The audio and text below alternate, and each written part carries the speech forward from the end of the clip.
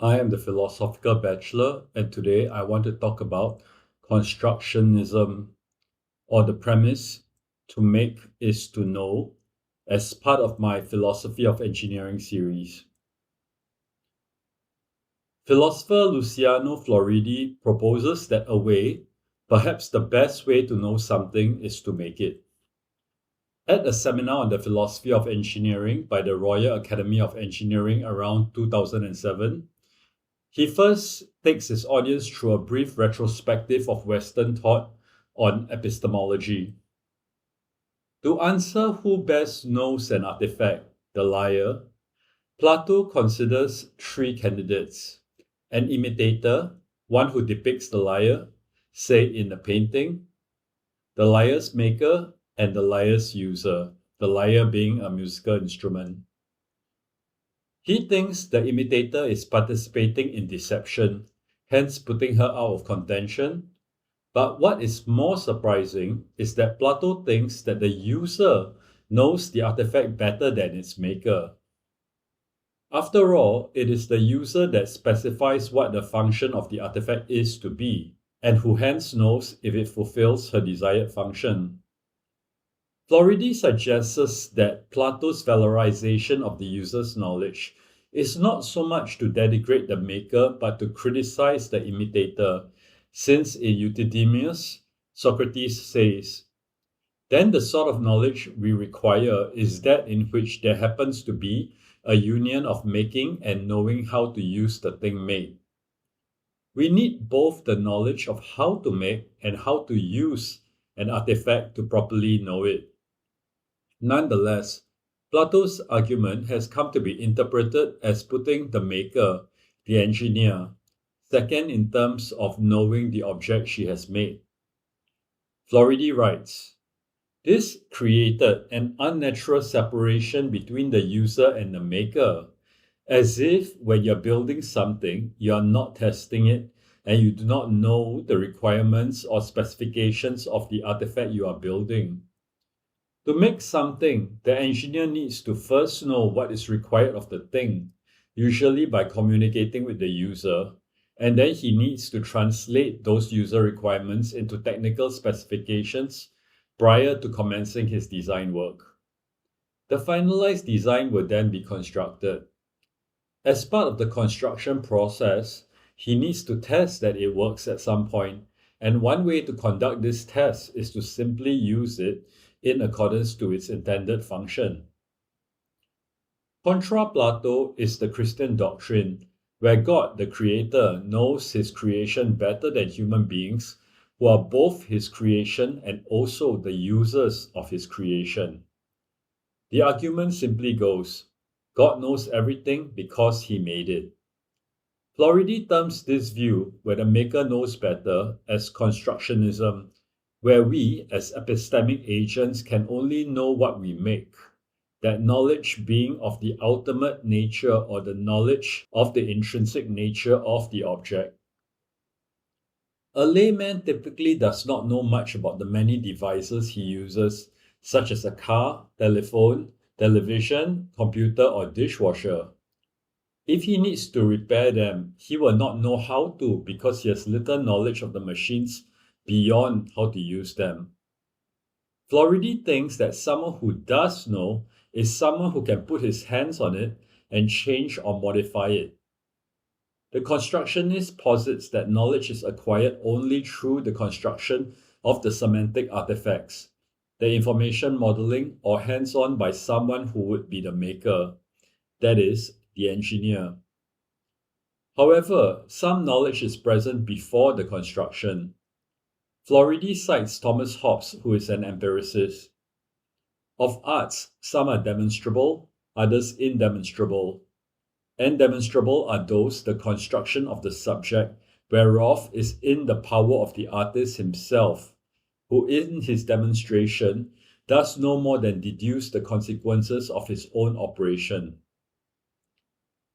By having a mental understanding of what needs to be done to produce a specific artifact, which is then concretized as plans supported by calculations and design drawings, in addition to other technical documents such as requirements and specifications, and materialist, even before any die is cast or any material cut, the engineer already foresees what the outcome will be, which is the completed artifact. It is then confirmed after he has tested it, and it indeed does behave as expected. The proof is in the pudding. The knowledge is confirmed to be true. If we are, however, not the maker, then the internal workings of the artifact is effectively of a black box. For instance, I type and words appear on the screen. My input actions result in an output of text, but what happens in between is effectively a mystery. For most users, the input-output relation suffices since they only seek the effects that can be achieved from their devices. Whether it be electronic circuits feeding current to liquid crystals or diodes, or tiny mice running behind the screen with paintbrushes, what matters to them is that they get their text. If you build it, you know what it is, writes Floridi, in this case, the complex circuitry of integrated electronics. If you have not built it, you are never quite sure. Could it be mice? Floridi cites three more thinkers that match his constructionist thesis. The following is his interpretation of their theories. Francis Bacon. We can improve our knowledge through the improvement of the techniques by which we investigate reality. In other words, if you can do better with your technology, then you get closer and closer to the stuff you're dealing with. Giambattista Vico. What is true and what is made are interchangeable. They are two sides of the same coin. We can reach a comprehension of the world as if you were God, as if you had built the world. So it's better to concentrate our attention on those sciences or subjects created by man. Immanuel Kant. Because the ultimate nature of reality remains unknowable, you may do much better to concentrate on the conditions that make your knowledge possible. Floridi contrasts the epistemic attitudes of two different groups he has encountered in his job. The computer scientist is one used to building things from scratch, from plans and specifications. He builds worlds inside his computer, for instance by creating a game. The philosopher, in contrast, is one who tries to find out about the existing world. According to Floridi, the philosopher plays defense, whereas the computer scientist plays attack. When we encounter objects in nature, we have no choice but to treat them like black boxes since we cannot get inside them, at least not completely. We cannot know how it is like to be a bat, in Thomas Nagel's words. We can only observe their external behaviors and make our inferences of how they are like from that. We are unable to really know how they are because we did not make them. We can work with and on these objects of nature, however, and he thinks the more you can put your hands on something, the more you can modify it, then the better your understanding will be. But the ultimate knowledge that an engineer would have is an ideal that you approximate, but which you can never reach. Floridi distills 6 principles of constructionism. 1. The principle of knowledge. We can only know what we make. 2. The principle of constructability. You can gain knowledge through making an artifact. The better your artifact, the better your knowledge, but your knowledge is of the artifact only. 3. Principle of controllability. A good artifact should be something you can control. Otherwise, you know less than you knew before or nothing at all. Controllability has 4 conditions. If it is modifiable, compositional, oriented towards a particular goal, and predictable. 4. Principle of confirmation. In a simulation or model, what we discover in it is of the simulation or model. We aim for the simulation to simulate the real world, but we should be careful when projecting our findings from the simulation onto what is being simulated. 5. The principle of non-descriptivism. Following Kant, since we can never know the noumena, the thing in itself, to ask whether our knowledge is of the real is incoherent. We should not care, because that is not what it is about, writes Floridi. A benefit of the constructionist approach is that it has minimal ontological commitment. It is agnostic about realism. 6. The principle of economy. Given that resources are limited, we want to be economical with our constructions. In conclusion, Floridi thinks that there is merit in the constructionist approach to knowledge. He writes, "We are not empty baskets waiting for input from the world. We contribute a good deal in our construction of the world." I agree. Homo faber, man the maker, is indeed an aspect of human nature. Even though we make things primarily to use them, their making and usage have a happy secondary effect of knowledge acquisition. In the processes of making and using, we get to know about them as well as know about the elements of nature involved in these processes, such as 1. Their materials and their psychomechanical, chemical, and biological properties. 2. Mechanics such as the forces in their structure and dynamics of their motion and physical interaction with other objects. 3. The environment such as gravity, temperature, friction, air resistance, information communication between machines and between machine and human beings, and heat, sound, light, and other forms of energy transfer. 4. Not to mention the scientific toolset needed to analyze and calculate all these, such as mathematics, the natural, and even the social sciences. The knowledge acquired is of both the artifacts we create and of nature. In addition, we also create machines that help us investigate natural beings and phenomena. Indeed, we are not passive empty baskets waiting for input from the world. We go out into the world to explore and discover it.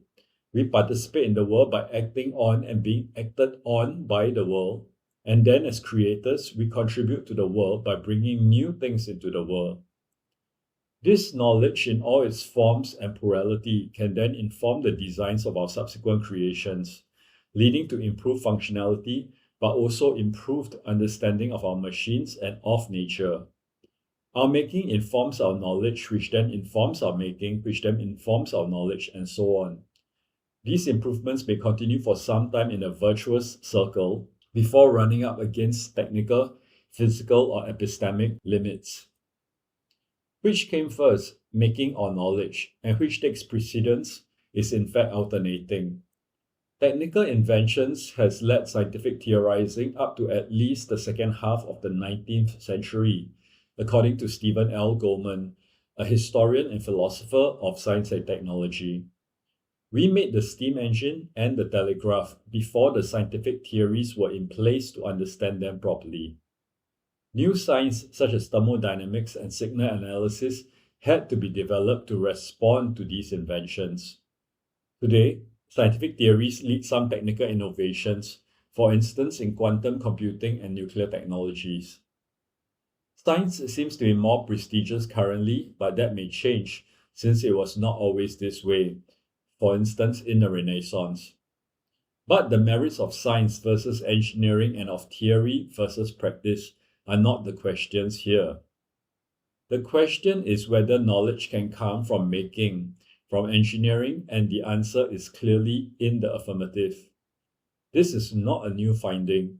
Even in antiquity, Aristotle has spoken of techne, the art of making artifacts through the use of reason, as one of the virtues of the rational soul and a form of knowledge. There is the knowing what and then the knowing how, two vital forms of knowledge which we need for material progress. Floridi's article serves to remind us that making is an important source and form of knowledge, arguably even the best one, due to the intimacy when making and using compared to merely using, and as a wellspring stimulating technical, scientific, and even social knowledge. Thank you for listening to the Philosophical Bachelor.